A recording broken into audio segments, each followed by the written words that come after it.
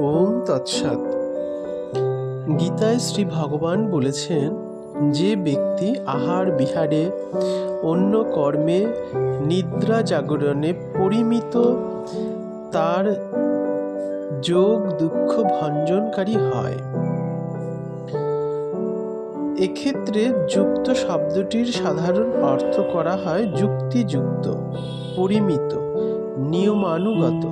যেমন কোনো খাদ্য শরীরের পক্ষে কতখানি প্রয়োজন তা রসনা তৃপ্তির দিকে নজর না দিয়ে প্রকৃতপক্ষে প্রয়োজন কিনা তা বৈজ্ঞানিক প্রণালীতে নির্ধারণ করে গ্রহণ করাই বাঞ্ছনীয়। পরিমিত খাদ্য গ্রহণ ছাড়াও প্রত্যেকের প্রয়োজন কিছু কিছু শরীর চর্চা, সহজ যৌগিক প্রণালী ও আসন মুদ্রা এবং শরীর রক্ষার অন্যান্য নিয়মাবলী শিখে নিয়মিত অভ্যাস করা, যাতে শরীর সুস্থ ও কর্মঠ থাকে এবং মানব জীবনের যে অন্যতম লক্ষ্য ভগবান লাভ, তাতে অহেতুক কোনো শারীরিক প্রতিবন্ধক যেন না হয়। শরীরং ব্রহ্ম মন্দিরং, শরীর ব্রহ্ম মন্দির। এই মন্দির স্বরূপ শরীরের ভিতর ব্রহ্ম অধিষ্ঠিত। এই শাস্ত্র বাক্য স্মরণ রেখে আমাদের দেহ মন্দিরের প্রতি যত্নবান হতে হবে।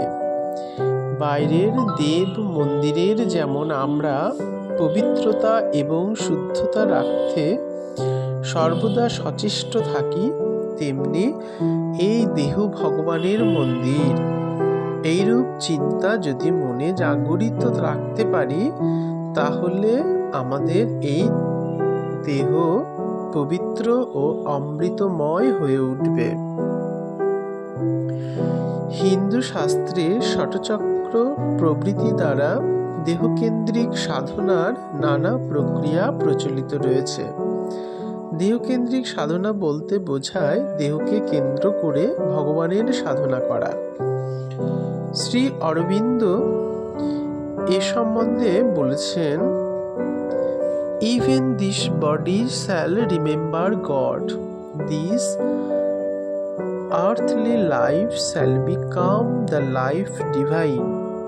অর্থাৎ এ দেহ যদি ভগবানের স্মরণে নিত্য উজ্জীবিত হয়, অমৃত বর্ণ হয়, তাহলে এখানকার এই যে মর্ত জীবন, তাও দিব্য জীবনে রূপান্তরিত হবে।